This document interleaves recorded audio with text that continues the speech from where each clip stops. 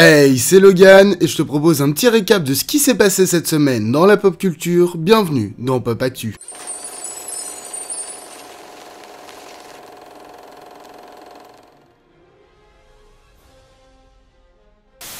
Suite aux accusations de son ex-femme Amber Heard, Disney avait annulé tout projet Pirates des Caraïbes avec Johnny Depp. De nombreux mois plus tard, le producteur Jerry Bruckheimer avait annoncé qu'un projet sur la licence avec Margot Robbie dans le rôle principal était en pourparlers. Mais Disney a pris la décision tout simplement d'annuler le projet. Robbie, en conférence de presse pour Babylone, a donc déclaré « On avait une idée que nous développions depuis un certain temps, et qui était d'avoir une histoire différente, en partie portée par une femme. On pensait que cela pouvait être vraiment cool, mais je suppose que ce n'est pas ce qu'ils veulent faire. » Les effectifs de Disney auraient donc tout simplement refusé le scénario, qui n'était pas à leur goût. Au point où nous en sommes, nous ne savons donc pas ce qu'il en est de la franchise pour le moment. Soit Disney aura autre chose dans leur carton, soit ils feront leur mea culpa et persuaderont Johnny Depp de revenir, soit Pirates des Caraïbes c'est fini avec son 5e opus.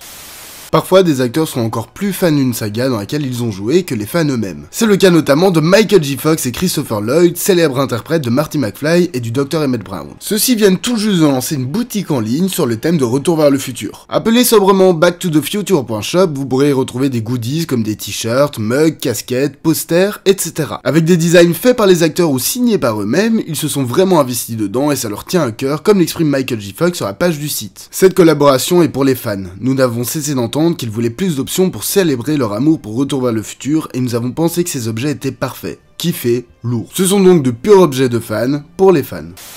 Les frères Matt et Ross Duffer sont récemment revenus sur la 5e et dernière saison de leur série phare Stranger Things. Lors d'une conférence de presse, ils ont tenu à évoquer le ton de cette dernière saison en déclarant « Les saisons précédentes avaient toutes leur propre tonalité. La saison 3 était notre grande saison estivale pendant les grandes vacances, tandis que la saison 4 était de la pure horreur psychologique. La saison 5 de Stranger Things devrait donc mélanger les genres, mais s'inspirer particulièrement de la vibe de la saison 1. Ils ont également expliqué le challenge que c'était de devoir conclure la série, car en quelques épisodes, il va falloir conclure l'histoire globale de tous les événements surnaturels, mais aussi celle des personnages. Cette saison 5 devrait donc également s'axer sur les personnages et sur la conclusion de leurs histoires. Ils ont donc déclaré que les histoires de chaque personnage arriveraient à une conclusion et qu'ils ont fait pleurer leurs exécutifs avec le script, un bon signe d'après eux.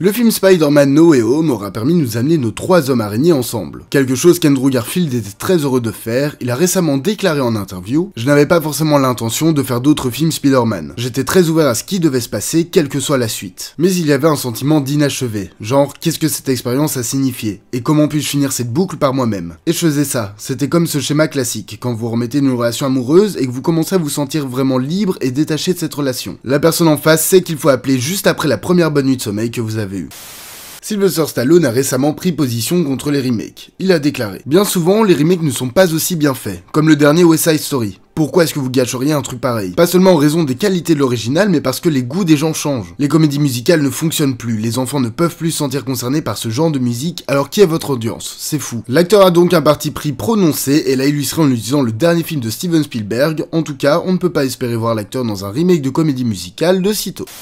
Le film The Whale parcourt les festivals et se voit encensé par les critiques. Malgré tout cela, Brendan Fraser a déclaré que s'il était nominé aux Golden Globes, il n'y participerait pas. L'acteur a une longue histoire avec la cérémonie, ceci l'ayant blacklisté pendant de nombreuses années. Il participera cependant aux autres cérémonies, comme les Oscars, qu'il voit comme une revanche sur la vie.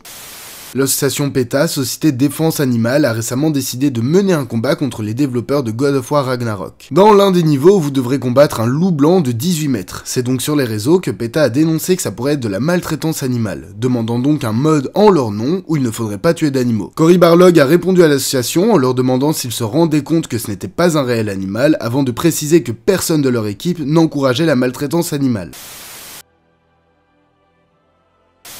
David Zaslav aimerait adapter Harry Potter et l'Enfant Maudit en film ou série. Ralph Fiennes se dit prêt à rejouer Voldemort. James Gunn aime titiller les fans, il a récemment posté une photo de Mr. Terrific, peut-être un futur projet. Quentin Tarantino a récemment déclaré travailler sur une série de 8 épisodes. De nombreuses fleurs ont été déposées devant la statue de Batman à Burbank en l'honneur de Kevin Conroy. Stallone a dit qu'il serait de retour pour doubler King Shark. Frank Lawrence a déclaré que Constantine 2 serait R-rated. Joseph Keane rejoint le casting du spin-off de Sans un bruit. Jonah Hill écrira et réalisera Outcome, prochain film de Keanu Reeves. Le premier trailer du prochain Pixar Elemental a été dévoilé. Amazon a commandé de nombreuses séries Sony et Marvel. Bradley Cooper jouera Frank Bullitt dans le prochain film de Spielberg. Le budget de Fast and Furious 10 a dépassé les 340 millions de dollars. Pour les 1 an de la Snyder Cut, Zack Snyder a une fois de plus remercié les fans et rendu hommage à sa fille. Tarantino a déclaré que nous étions dans l'une des pires décennies cinématographiques avec les années 50 et 80. De nouvelles photos d'Harrison Ford et de Mads Mikkelsen dans Indiana Jones 5 ont été dévoilées. Chris Hemsworth va faire une pause dans sa carrière après avoir appris qu'il avait une prédisposition génétique à la maladie d'Alzheimer. Nous verrons Winterfell et Villevieille dans la saison 2 de House of the Dragon. Et finalement, Bob Iger redevient le PDG de Disney, remplaçant donc Bob Chapek.